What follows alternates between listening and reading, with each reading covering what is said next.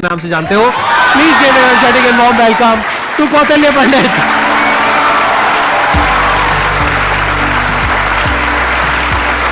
अरे अरे प्लीज बैठो। आपकी एज कितनी है पहले तो ये बता दो। तो अभी करंटली आई एम 14 ईयर्स जी। आपको पता है यहाँ पर जितने भी लोग आए हैं उसमें सबसे कम एज आपकी है अभी। लेकिन सर मतलब जितने भी लोगों से अब तक मैं मिला हूँ आपकी एज के मतलब 40-50 साल के 30 इयर्स के आपके जितने भी शोज दिखे हैं उनमें मेरे को तो सबसे कम उम्र के आप लगे हो। अरे ये बताइए मेरे को कि आपकी ये शुरुआत कैसे हुई। जब मैं 5 साल का था तो मुझे लिखना पढ़ना कुछ नहीं आता था। फिर ऐसे ही था कि मैंने 10-15 दिन में ही मतलब लिखना पढ़ना like all the alphabets and everything I learn them. तो उसके बाद गर्मियों की छुट्टियों की बात है तो मेरे पापा जी एक स्कूल रन करते हैं छोटा सा गांव में, तो वहां पर मैं पढ़ता था। कहाँ के रहने वाले हो आप? मैं करनाल।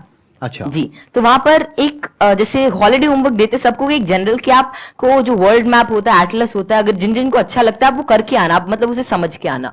तो फिर ये मेरे दादाजी ने कहा, फिर पापा जी ने कहा कि तो मैं भी कर सकता हूँ।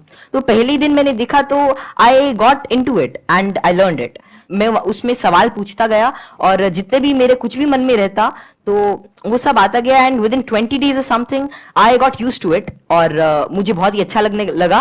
एंड जितना भी वर्ल्ड मैप वगैरह इस टाइप की रिगार्डिंग जितनी भी चीजें होती हैं पॉलिटिक्स इकोनॉमिक्स वो सभी मुझे मतलब things were very easy for me. And उसी के बाद से लोग कहते गए कि नॉलेज बढ़ता गया और तब से मतलब यही है कि सीखने का प्रयास कर रहा हूँ। कुछ भी नई चीज मिलती है like currently I am a student of 11th grade but I am learning things like astrophysics and quantum mechanics. तो I am not very into it but I like to study it and जितना भी मेरे से हो सकता है मैं उसके अंदर कोई नई चीज देखने का प्रयास करता हूँ और कोई नया सवाल पूछने की कोशिश करता हूँ क्योंकि जितने भी ज्यादा क्वेरीज जितने भी ज्यादा माइंड के अंदर जो भी कोई क्वेश्चन आता है I try to get it forward और वैसे ही सारी चीजें आसान होती रहती हैं। I try to dwell myself deep into it क्योंकि कोई भी फील्ड इस टाइप का I think that they need one thing that is really important for them, that is questioning। क्योंकि जितने ज्यादा अलग टाइप के क्वेश्चंस पूछते हो उतना ज्यादा उस चीज को अच्छी तरीके से समझ सकते हो। तो वही है कि मैं अभी भी क्वेश्चंस नए ढूंढ रहा हूँ, जवाब उनके मिल ही जाएंगे। बस ये है कि जितने ज्यादा और नए और अच्छे क्वेश्चंस मेरे पास आते गए और आते हैं उनसे मैं आगे बढ़ने का कोशिश कर रहा हूँ। क्वांटम फिजिक्स में वेव पार्टिकल थ्योरी है जी सर। उसको आपने स्टडी किया होगा। हाँ, जैसे कि wave particle theory, dual nature of light and matter, वो सब हाँ वो सब अभी धीरे धीरे मैं कर रहा हूँ और स्पेशली अभी तो मैं एस्ट्रोफिजिक्स जो है वो ज्यादा पढ़ रहा हूँ। और जैसे कि डार्क मैटर है, डार्क एनर्जी है, तो या फिर माइक्रोवेव रेडिएशन है, बैकग्राउंड रेडिएशन, एक्सपैंडिंग यूनिवर्स, ये सारी चीजें मुझे काफी इंट्रीग करती हैं और इनके बारे में मैं कुछ रिसर्च पेपर्स और अलग अलग चीजें अभी स्टडी कर रहा हूँ। तो 0 पॉइंट फील्ड के बारे में भी आपने कुछ स्टडी करी है? नहीं, अभी ज्यादा नहीं। अभी मैं जनरली जैसे अभी मैं टाइप 1A सुपरनोवा और उनके जो एक्सपेंशन है लाइफ साइकिल ऑफ स्टार उनके बारे में अभी मेरी रिसेंट स्टडी चल रही है। मैंने आपकी YouTube पर एक वीडियो देखी थी जिसमें एक न्यूज एंकर आपसे कुछ पूछ रही थी और आप एक एक करके सारे सवालों के जवाब दे रहे थे।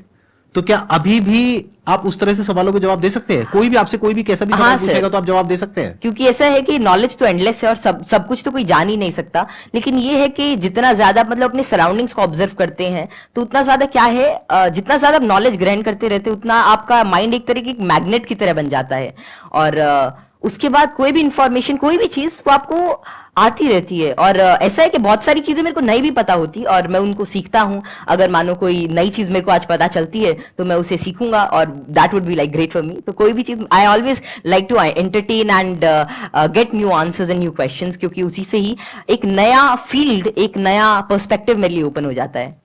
एक्सीलेंट जी। तो अब एक काम करते हैं, आप में से किसी के भी माइंड में कोई भी क्वेश्चन है किसी भी तरह का तो वो आप इनसे पूछिए। मैं ये जानना चाहता हूँ कि क्या हम यूनिवर्स को जान सकते हैं कि वो कितना बड़ा है या हम अभी तक जान पाए हैं? जी।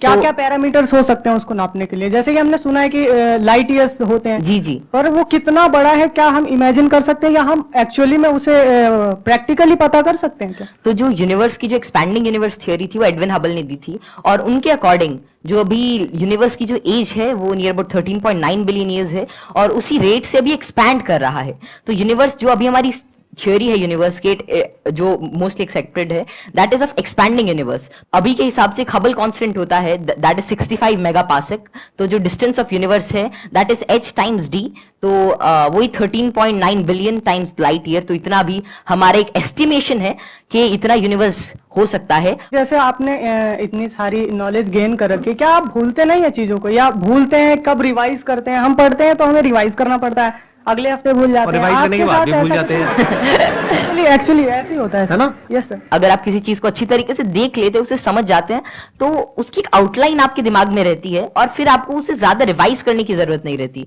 तो वही है कि किसी भी चीज का कॉन्सेप्ट रहता है, तो अगर आपको वो समझ में आ गया तो information is just like I think that information is not the main part. If you understand the thing properly, फिर आपको वो सारी चीजें आसानी से याद रहती है, आपको कोई उसके लिए एक्स्ट्रा एफर्ट्स नहीं करने पड़ते। सर पूछ रहे थे, बोल रहे थे ना कि मैं मैटर के बारे में स्टडी कर रहा हूँ, तो मैं ये जानना चाह रहा था कि जो इलेक्ट्रॉन प्रोटॉन है इनका मतलब सबसे पहले किसने बताया था इनके बारे में? तो इलेक्ट्रॉन की जो डिस्कवरी थी, तो यार 9th क्लास की एनसीईआरटी में मिल जाता है। तो जो इलेक्ट्रॉन की डिस्कवरी थी वो जे थॉमसन ने करी थी, और प्रोटॉन जो मिला था वो रदरफोर्ड के एक्सपेरिमेंट से हमने डिड्यूस किया था, और चैडविक ने, मतलब जेम्स चैडविक ने जो बेरिलियम की, मतलब जो रेडियो एक्टिव सोर्स से डीके को स्टडी किया, तो उससे न्यूट्रॉन के बारे में पता चला था। ये तो बहुत बेसिक क्वेश्चन है भैया, कुछ अच्छा पूछो। अच्छे क्वेश्चन पूछो, क्या पूछ रहे हो आप लोग यार? टोटली। अब मुझे आपसे एक क्वेश्चन है कि आप जितने सेलिब्रिटी से मिलते हो, तो आप इतने जो मिलने से पहले जो बात करने का जो एक होता है नर्वसनेस, इसको कैसे दूर करें? आप जैसे संदीप सर से बात कर रहे हो और बड़े बड़े आप सेलिब्रिटी से मिले हो, तो आप किस तरह से इतना एक्सपीरियंसली आप बात कर लेते हो किसी से?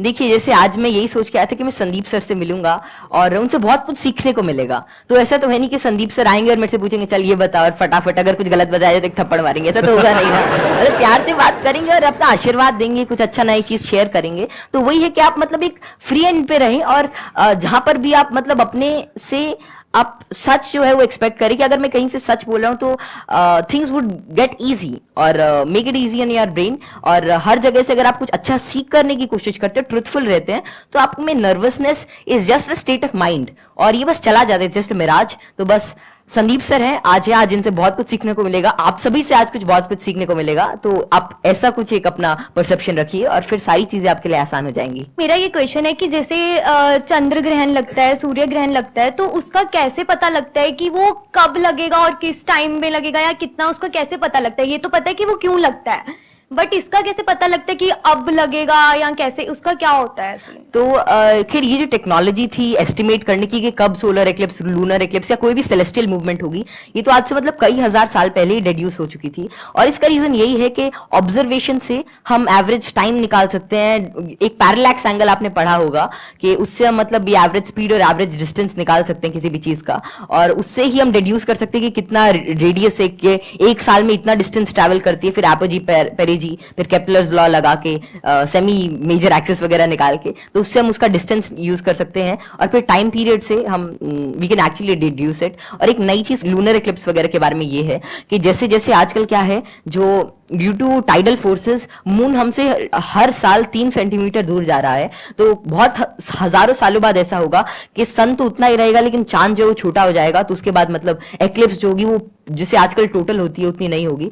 तो ये estimation it is done by using observation, और एस्ट्रोनॉमी एक ऐसा फील्ड है जो हजारों सालों तक ऑब्जर्वेशन से ही चला, और बहुत सारे पुराने साइंटिस्ट जैसे केपलर, गैलीली, आर्यभट्ट, जितने भी बड़े लोग थे जो पुराने जमाने के, वे सभी ऑब्जर्व करते थे, उनकी ऑब्जर्वेटरीज होती थी कि कैसे कैसे जो हेवनली बॉडीज हैं ये इंटरैक्ट कर रही हैं, कैसे कैसे ट्रैवल कर रही हैं, इनमें क्या चेंजेस हैं, और उन्हीं सभी चेंजेस को एस्टिमेट करके उन सभी को देख के आज हमने मतलब ऐसी सारी टेक्नोलॉजी को डिड्यूस किया है कि जिससे हम कर सकते हैं, एस्टिमेट कर सकते हैं उनका टाइम पीरियड, उनका डिस्टेंस, और कैसे वे एक्ट करेंगे। एक्सीलेंट जी, big round of applause for him.